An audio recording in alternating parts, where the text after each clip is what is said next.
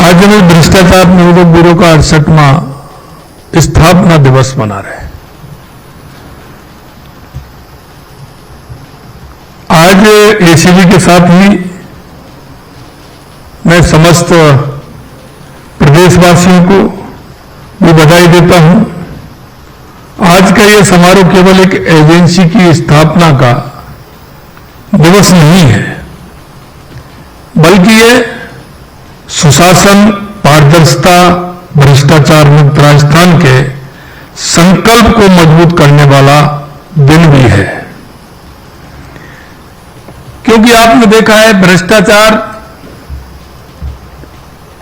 एक ऐसी दीमक है जो न केवल व्यवस्था को खोखला करती है, बल्कि देश की तरक्की की राह में भी सबसे बड़ी बाधा बनकर खड़ी होती है। भ्रष्टाचार केवल घूस लेने देने तक सीमित नहीं है। यह एक ऐसी बुराई है जो योजनाओं को जमीनी स्तर पर नहीं पहुंचने देती, जनता के हक को छीनती है और समाज में असमानता बढ़ाती है। इसका सबसे बुरा असर जिन वर्गों के लिए हम उत्थान की बात करते हैं, जिसको समाज में अंतिम पंक्ति में जो व्यक्ति बैठा है उसको आगे लाने की बात करते हैं, सबसे ज्यादा नुकसान वो उनका होता है जो और जिनके लिए सरकार की योजनाएं बनाई जाती हैं, चाहे वो हमारा किसान हो, क्योंकि कर्ज माफी या सब्सिडी पाने के लिए चक्कर काटते हैं, हमारा गरीब हो, हमारी वो महिलाएं हों जो अपने पैरों पर खड़ा होना चाहती हैं, चाहे हमारा युवा हो जो अपने हक की लड़ाई लड़ता है।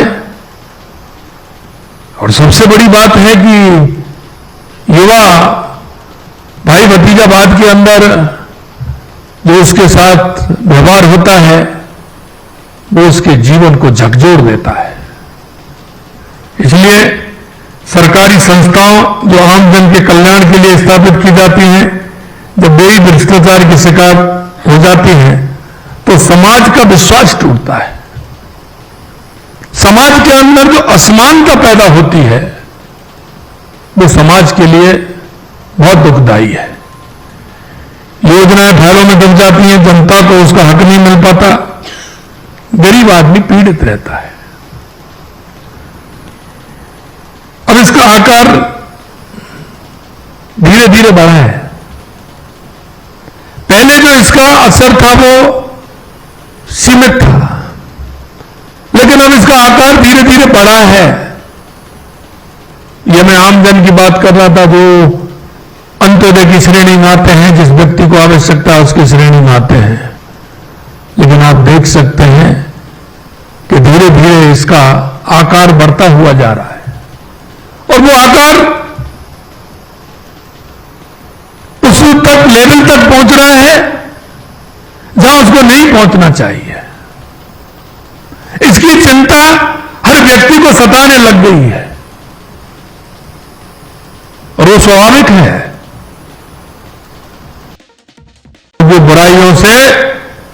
अछूता नहीं रह सकता, चाहे वो कितना भी बड़ा हो। कोई भी प्रदेश हो या देश हो, उसका विकास चौड़ी सड़कें और बड़ी मंजिलों से नहीं नापा जाता है। व्यक्ति के विचार और उनकी सोच का जो दायरा होता है, उससे उसका आंकलन होता है। समाज के हर व्यक्ति को यह अधिकार है कि उसे उसका हक मिलना चाहिए। अगर उसका हक छीना जाएगा तो क्या उसके मन में पीड़ा नहीं होगी? क्या उसके मन में वो दर्द नहीं उठेगा? यह उसकी पीड़ा नहीं है, यह आज व्यक्ति कोई भी हो, उसके अंदर की पीड़ा भी है। क्योंकि कोई कितना भी बड़ा हो, लेकिन उसके हक को भी छीना जाएगा, उसके साथ भी दुर्व्यवहार होगा, तो उसको भी उसका दर्द महसूस होगा। इसलिए मैं ये भी कहता हूं कि भ्रष्टाचार दो तरह से आता है। उसकी पहली इकाई और दूसरी इकाई। आप कोई भी देख लें, भाई से भाई में जब घर में से भी चालाकी होने लग जाएगी, भाई दूसरे भाई के साथ कुछ ऐसा करने लग जाएगा तो वो घर से स्टार्ट होगा। भाई उसको छोड़ देगा, किसी भी कारण से उसको उसकी राहत मिल सकती है, लेकिन वो आदत में आ जाता है। जब वो घर में करेगा तो वो बाहर भी करेगा, घर से स्टार्ट करेगा, वो बाहर भी करेगा, तो वहां उसकी स्थिति खराब होनी होनी है। और ये आपके जीवन में कई ऐसे उदाहरण भी मिल जाएंगे। और जो मेरे मित्रों, जो बाहर से करेगा वो लास्ट में घर में भी करेगा, वो वहां से भी अछूता नहीं रहेगा। इसलिए इसको जो मन में विचार करते हैं वो बाहर की कर लें, क्योंकि बाहर से भी कमा के लाता है वो। घर वाले बड़े प्रसन्न होते हैं, घर वाले के मन में प्रसन्नता होती है कि हमारा अनितिपूर्वक जो ये पैसा कमा रहा है, हमारे घर में आ रहा है, हमारा ऐसा हो गया, वो ऐसा हो गया। वो लास्ट में घर में भी करता है, जब घर वालों को उसका दर्द होता है कि अगर इसको पहले ही रोक दिया जाता तो हमारे घर की स्थिति ऐसी नहीं होती। ये बुराई है, और इस बुराई को मिटाने के लिए हम सबको लड़ाई लड़नी होगी।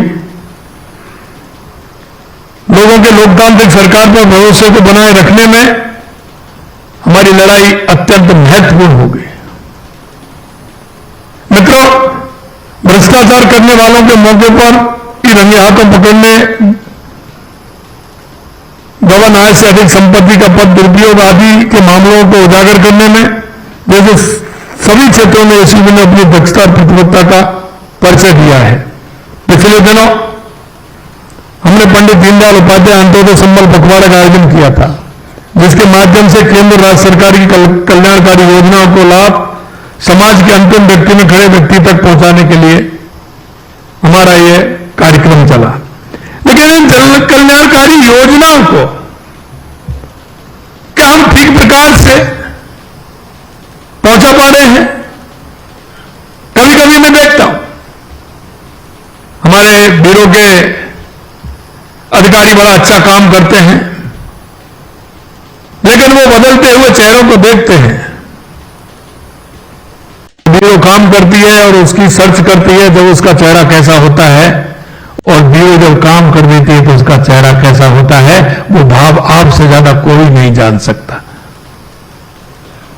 लेकिन उस भाव को इसलिए मैं कहना चाहता हूं कि ये करने से पहले, देखने से पहले उस गरीब आदमी जो सड़क पर बैठा है, वो युवा जिसको ठीक प्रकार से शिक्षा नहीं मिल पाई, उसकी ओर हमें देखना है। वो हमारी बहन दिव्यांग है, उसको उसकी पेंशन नहीं मिल पाई, उनको तरफ हमें देखना है। क्योंकि ये कहीं ना कहीं किसी का हक खाने के लिए, कहीं ना कहीं उनका हक खाने के लिए वो काम कर रहा है। इसलिए हमें उसको बचाना है। जिसको सरकार से उम्मीद है और आप सभी से जो उम्मीद लगा करके बैठा है, ऐसी हमारी जन कल्याणकारी योजनाओं का लाभ निरंतर अंतिम छोर तक पहुंचाने के लिए भ्रष्टाचार मुक्त प्रशासन आवश्यक है। ऐसे में एसीबी की भूमिका और भी महत्वपूर्ण हो जाती है। मैंने देखा कि कभी जिस तरह की स्थिति पैदा होती है, मैं इसलिए कहना चाहता हूं कि अभी मन को मत मारिए। आपको पूरी तरह से जो काम मिला है उसमें कहीं ना कहीं सरकार तो करती है, लेकिन ईश्वर का भी योगदान है कि आपको जहां लगाया है वो इसलिए लगाया है, आप जहां ऐसे नहीं आए, आप उसके निमित्त हैं, आपके द्वारा वो होना है। इसलिए मन में कभी ये नहीं हो। हमें हमारी जिम्मेदारी के साथ पूर्ण कार्रवाई करते हुए अंजाम तक जब तक हम नहीं पहुंच जाए, जब तक हम सांस नहीं ले, ये भी मैं आपसे कहना चाहता हूं। ये हमारा काम है। हम हमारे राज्य को कैसा बनाना चाहते हैं, जैसा हम बनाना चाहते हैं उसके लिए वैसा काम हमें करना ही पड़ेगा। पिछले 1.5 वर्षों के दौरान हमारी सरकार ने भ्रष्टाचार के खिलाफ जीरो टॉलरेंस की नीति अपनाई है। भ्रष्टाचार निवारण अधिनियम की धारा 17A के तहत हमने पूर्व अनुमोदन प्रदान करने की प्रक्रिया तेज की है। वरिष्ठ लोक सेवकों के विरुद्ध अभियोजन स्वीकृति पर भी हम तुरंत निर्णय ले रहे हैं। हाल ही में राज्य सेवा के अधिकारियों के विरुद्ध अनुशासनात्मक कार्रवाई, अभियोजन स्वीकृति एवं 17A के विचाराधीन प्रकरणों का त्वरित निस्तारण किया है। हमने भ्रष्टाचार, अनाधिकृत अनुपस्थिति के गंभीर मामलों में सेवारत अधिकारियों को सेवा से बर्खास्त करने जैसे कठोर निर्णय भी लिए हैं और हमने उनकी पेंशन रोकने का भी काम किया है। आमजन की सहूलियत के लिए हमने सभी सरकारी विभागों के वेब पोर्टल पर ब्यूरो के हेल्पलाइन 1064 व्हाट्सएप नंबर 9413-502-834 प्रदर्शित कराए हैं। हमारी इस पहल से आमजन को भ्रष्टाचार के खिलाफ शिकायतों के लिए आसान प्लेटफॉर्म मिला है। हमारा स्पष्ट संदेश है कि भ्रष्टाचार में लिप्त किसी भी व्यक्ति को बख्शा नहीं जाएगा, चाहे वो किसी भी पद पर क्यों ना हो। भ्रष्ट सरकारी कर्मियों के विरुद्ध एसीबी के प्रकरणों में त्वरित एवं कठोर कार्रवाई के साथ साथ विभागीय कार्रवाई भी प्रभावी रूप से की जा रही है। अब एसीबी नई ऊर्जा एवं पूरी क्षमता के साथ भ्रष्टाचारियों पर कार्रवाई कर रही है। एसीबी ने अपने ही एक एडिशनल एसपी को भ्रष्टाचार के मामले में गिरफ्तार कर यह साबित कर दिया कि ब्यूरो के अंदर भी पूर्ण रूप से जीरो टॉलरेंस की नीति अपनाई जा रही है। मैं आज के इस अवसर पर एसीबी के अधिकारियों एवं कार्मिकों को उत्कृष्ट कार्यों के लिए बधाई देता हूं और मैं उनसे इतना भी कहना चाहता हूं कि एसीबी के साथ ही पूरे पुलिस प्रशासन को यह कहना चाहता हूं कि आपको किसी भी दबाव में आने की जरूरत नहीं है। पूरी निष्ठा और ईमानदारी से अपने कर्तव्यों का निर्वहन करें। कोई भी हो, चाहे वो कितना भी प्रभावशाली हो, कोई भी कानून से ऊपर नहीं है। एक बात और मैं हमेशा कहता हूं और वो इसलिए कहता हूं कि जब मैं बात करता हूं तो मेरे को लगता है कि कई अधिकारी मेरे को कहते हैं कि सब करें, लेकिन हमको इस तरह की व्यवस्था नहीं है साधन की, संसाधन की। मैं हमेशा कहता हूं कि अपने तंत्र को मजबूत करना आवश्यक है। इसके लिए जो भी साधन संसाधन की आवश्यकता है, मैन पावर की आवश्यकता है, इसको मजबूत करना बहुत आवश्यक है। जब तक हमारे हाथ पैर मजबूत नहीं होंगे, तंत्र मजबूत नहीं होगा, जब तक हम पूर्ण रूप से काम को अंजाम नहीं दे पाएंगे। इसलिए हमें ऐसा सिस्टम भी होना आवश्यक है। मजबूत सिस्टम को लाएं।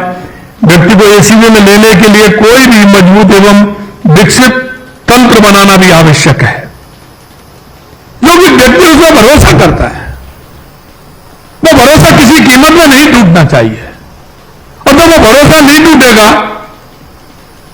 तो आम जन का उसको लाभ मिलेगा। जिसमें हम हमारे तंत्र को मजबूत करें, उससे किसी भी तरह की विचार उत्पन्न होने में किसी भी तरह की बाधा उत्पन्न नहीं हो, यह मैं इसलिए कहना चाहता हूं। कभी कभी स्थिति बनती है बाड़ी खेत को खाने लगती है। मेरे भाइयों, जब बाड़ी खेत को खाने लगेगी तो उस खेत में कुछ नहीं बचेगा। इसलिए हमारा तंत्र मजबूत हो, उसमें विश्वसनीयता हो, काम करने का जज्बा हो, उसके मन में किसी तरह का भाव, गलत भाव पैदा नहीं हो, यह भी हमें सुनिश्चित करना है। और हमने भ्रष्टाचार पर नियंत्रण के साथ साथ हमारी सरकार प्रदेश में कानून व्यवस्था को और अधिक सुदृढ़ करने के लिए निरंतर प्रयासरत है। इसका परिचय हमने प्रदेश में हमारी सरकार बनने के साथ ही दे दिया है। जो मैं कहना चाह रहा हूं, हमने गैंगस्टरों को निपटने के लिए एंटी गैंगस्टर टास्क फोर्स का प्रभावी कदम उठाए हैं। पुलिस में 10,000 पदों पर भर्ती प्रारंभ की है। नए 8 जिलों में हमने अतिरिक्त पुलिस अधीक्षक के कार्यालयों को स्वीकृति प्रदान की है। पद्मिनी, कालीबाई, अमृता देवी महिला पुलिस बटालियन की स्थापना हेतु पदों की प्रशासनिक वित्तीय स्वीकृति जारी कर दी है। पुलिस के रेस्पॉन्स टाइम को बेहतर करने के लिए 22 इंटरसेप्टर, 750 मोटरसाइकिल तथा पुलिस मोबाइल यूनिट को 500 पुलिस मोबाइल यूनिट वाहन उपलब्ध कराए गए हैं। साथ ही 500 कायल का पेट्रोलिंग टीम का गठन भी हमने किया है। इसमें और आवश्यकता होगी, मैं कहता हूं, जो भी आवश्यकता होगी हम उसको करेंगे। लेकिन हमारा तंत्र जब तक मजबूत नहीं होगा, हम जब तक उस भ्रष्टाचारी को ठीक प्रकार से जो उसको जहां सजा देनी चाहिए वो सजा नहीं दे पाएंगे। इसलिए हमारे तंत्र को मजबूत करते हुए जीरो टॉलरेंस की जो हमारी नीति है उसको लेकर के हम उस पर काम करेंगे। हमारी सरकार पुलिस कर्मियों के कल्याण के लिए भी अनेक कदम उठा रही है। उन्हें बेहतर सुविधाएं उपलब्ध कराने का प्रयास कर रही है ताकि कार्य के दौरान आने वाली चुनौतियों से निपटने के लिए अधिक सक्षम बन सके। हम पुलिस आधुनिकीकरण एवं संबंधित आधारभूत संरचना के लिए 200 करोड़ रुपए का police modernisation and infrastructure fund गठित करने जा रहे हैं। 350 करोड़ रुपए की लागत से पुलिस मुख्यालय के अंतर्गत Sardar Patel centre for cyber control room की स्थापना कर रहे हैं। पुलिस दूरसंचार प्रशिक्षण केंद्र का क्रियान्वयन एवं विस्तार का राजस्थान पुलिस तकनीकी प्रशिक्षण अकादमी के रूप में स्थापित करने जा रहे हैं। इसके लिए नए पदों की सृजन की स्वीकृति जारी की जा चुकी है। हमने कांस्टेबल से सहायक उप निरीक्षक स्तर तक के कार्मिकों की वर्दी भत्ते को 7,000 रुपये से बढ़ाकर 8,000 रुपये भी किया है। पुलिस निरीक्षक तक के अधिकारियों का मेस भत्ता भी 2,400 रुपये से बढ़ाकर के 2,700 रुपये कर दिया है। राजस्थान पुलिस के कांस्टेबल से पुलिस निरीक्षक स्तर तक के कार्मिकों को राजस्थान रोडवेज की एक्सप्रेस श्रेणी की बसों के अलावा सेमी डीलक्स बसों में भी निःशुल्क यात्री की सुविधाएं उपलब्ध कराई गई हैं। पुलिस की नई इकाइयों हेतु 250 लांगरी पदों का सृजन किया गया है। साथ ही पुलिस विभाग एवं कारागार विभाग के कार्य लांगरियों के मानदेय में 10% बढ़ोतरी भी की है। पुलिस मुख्यालय से पुलिस को और अधिक प्रभावी एवं कार्यदक्ष बनाने हेतु करीब 60 करोड़ की वित्तीय एवं प्रशासनिक स्वीकृति भी हमने जारी की है। मित्रों, रिश्वत लेना रिश्वत देना दोनों अपराध है। कभी हम क्या होता है कि रिश्वत देने वाले को तो पकड़ लेते हैं, लेने वाले को हम क्या करते हैं, हमने उस लेने वाले को भी पकड़ना चाहिए, क्योंकि भ्रष्टाचार की जंगी वो ही है। लेकिन उस पर हम दया का भाव अपनाएं, यह ठीक नहीं है।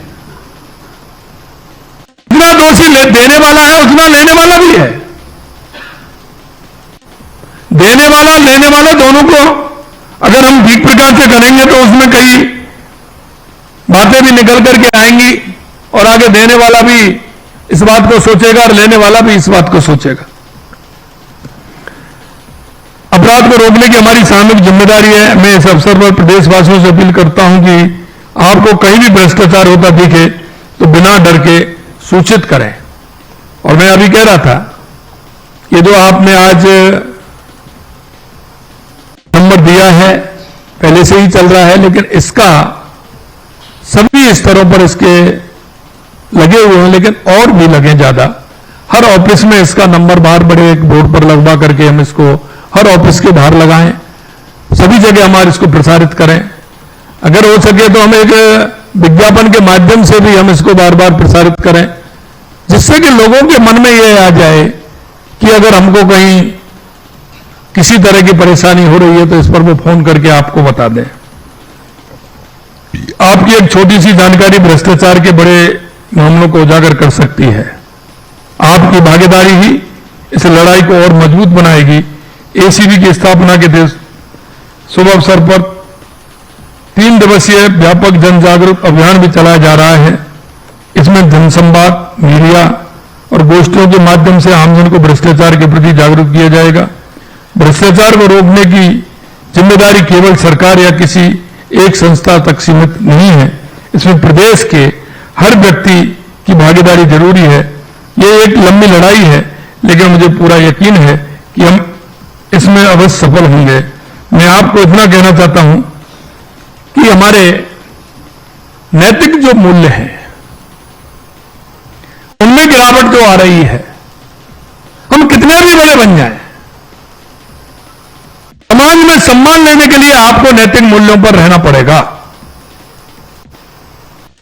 मित्रों, मैं कभी कभी कहता हूं, कई लोग मेरे को सुनते हैं, वो बाद में हंसते भी होंगे, मुझे यह भी पता है, लेकिन उनके जीवन में यह दिन आएगा जो भ्रष्टाचारी है उसको कभी भी उसका बेटा या उसका जो उसने अपना कोई भी आदमी अगर लगा रखा है बुढ़ापे में पानी नहीं पिलाएगा।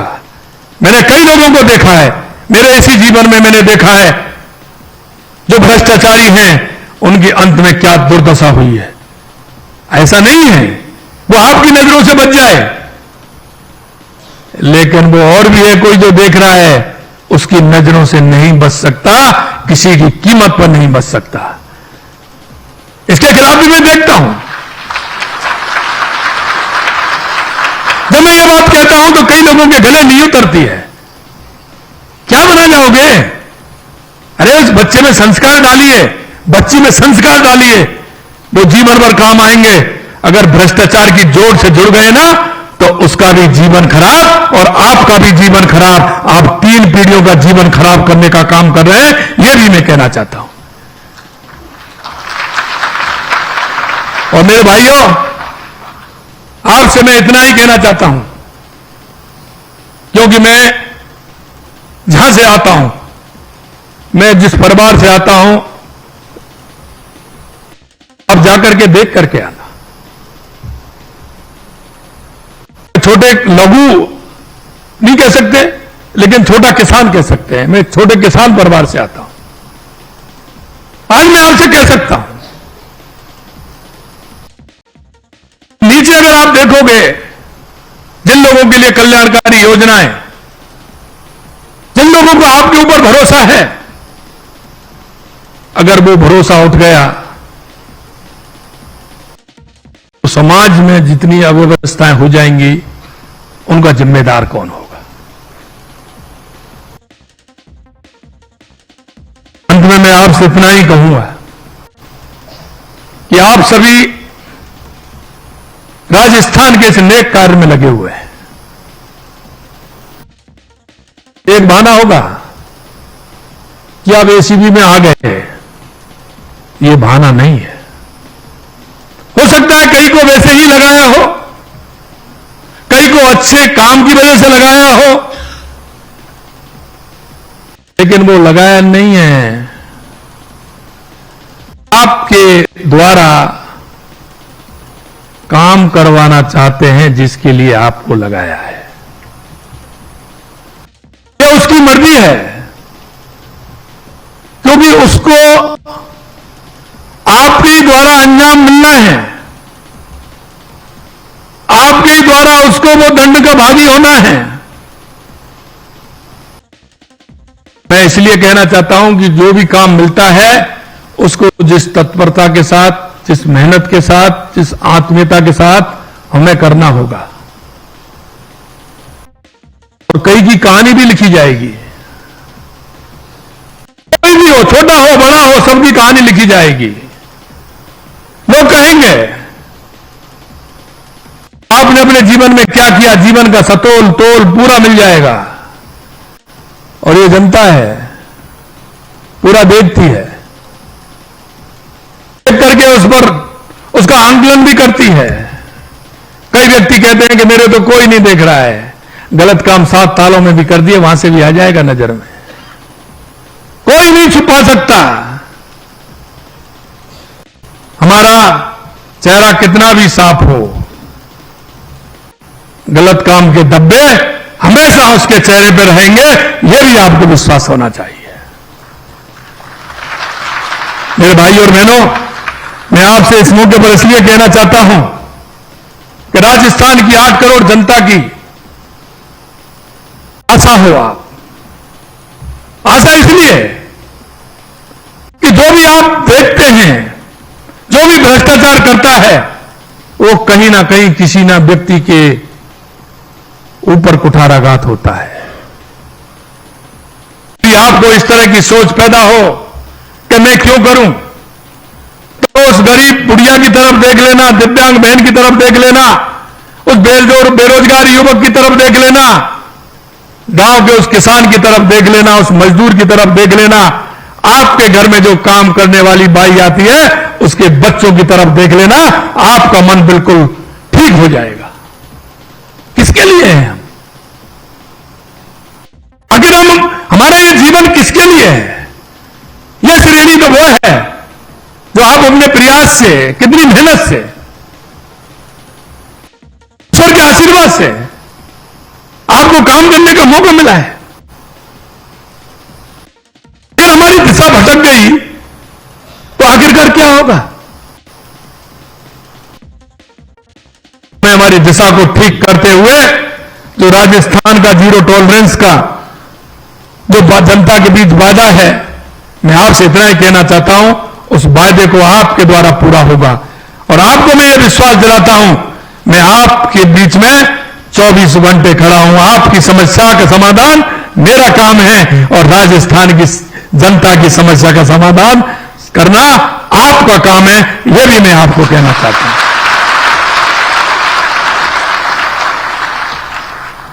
कितने लोगों को आपसे उम्मीद है? राजस्थान के उस अंतिम पायदान पर खड़े हुए व्यक्ति को सरकार से कितनी उम्मीद रहती है? सरकार के बारे में उसका दृष्टिकोण क्या होता है? क्या कोई वो लाभ लेने जाता है, उसका दृष्टिकोण क्या होता है? क्या मान करके चलता है? कभी हमने विचार किया है क्या? अरे मेरे भाइयों, 3 स्थिति में आता है व्यक्ति। अभाव में आता है, दूसरा भाव में आता है, तीसरा आपके प्रभाव में आता है। अभाव में आता है, हम भाग्यशाली हैं। आपके भाग्य में आता है, भाव में आता है, अभाव में आता है तो आप भाग्यशाली हैं, प्रभाव में आता है तो आप सौभाग्यशाली हैं।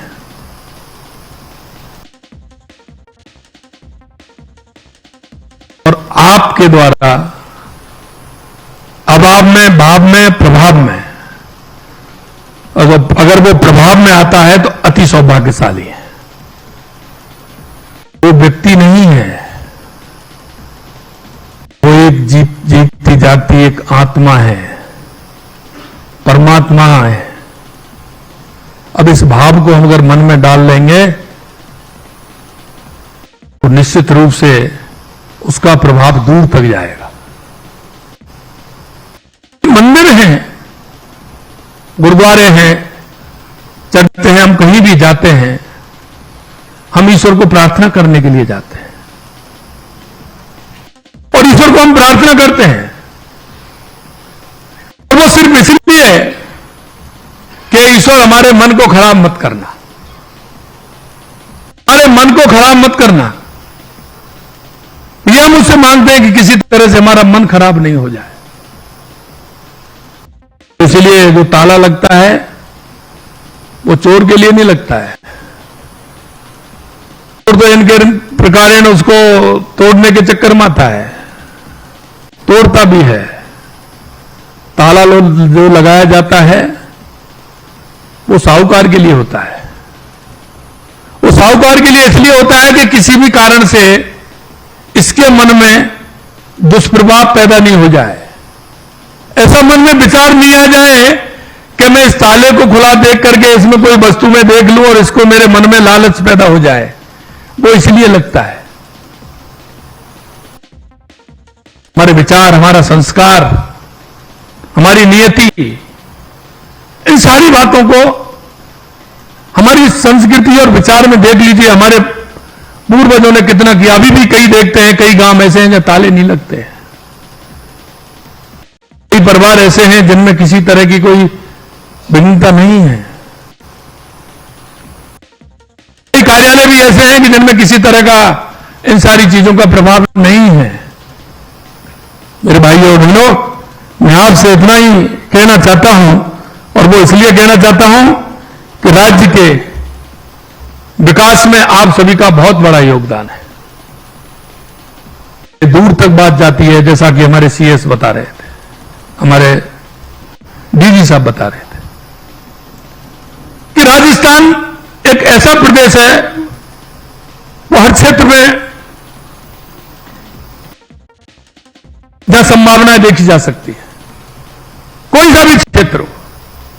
अभी मैंने माइनिंग की मीटिंग ली थी, माइनिंग का कार्यक्रम भी यहां हुआ था। माइनिंग में हम 85 तरह के मंडल हमारे निकलते हैं, 57 प्रकार के मंडल हम निकाल रहे हैं। पर्यटन की दृष्टि से राजस्थान श्रेष्ठ है, उद्योग की दृष्टि से श्रेष्ठ है, क्योंकि दिल्ली हमारे नजदीक है, केंद्रीय राजधानी।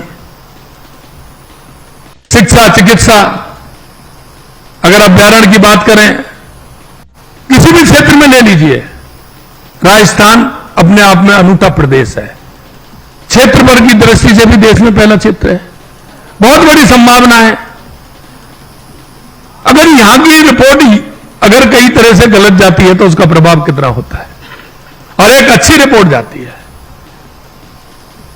अधिकारी से लेकर कर्मचारी तक, आम जन की रिपोर्ट जाती है, सभी लोगों की रिपोर्ट जाती है, तो एक अच्छा संदेश जाता है। अंत में मैं इतना ही कहूंगा मेरे भाई और बहनों कि आप सभी की सहयोग और आपका काम, आपकी श्रेष्ठता और आपके जो कह सकते हैं कि राजस्थान को जीरो टॉलरेंस पर लाकर के खड़ा करना, उसमें आप सभी की बहुत बड़ी भूमिका है। और उस भूमिका को बढ़ाते हुए हमारे राजस्थान को एक विकसित राजस्थान बना है, उत्कृष्ट राजस्थान बना है। 8 करोड़ जनता ने जो सपना सरकार से देखा है उसको पूरा करने का काम करें। इतना ही मैं आप सभी से कहना चाहता हूं। पुनः एसीबी दिवस के इस अवसर पर आप सभी को पुनः बहुत बहुत शुभकामनाएं देना चाहता हूं।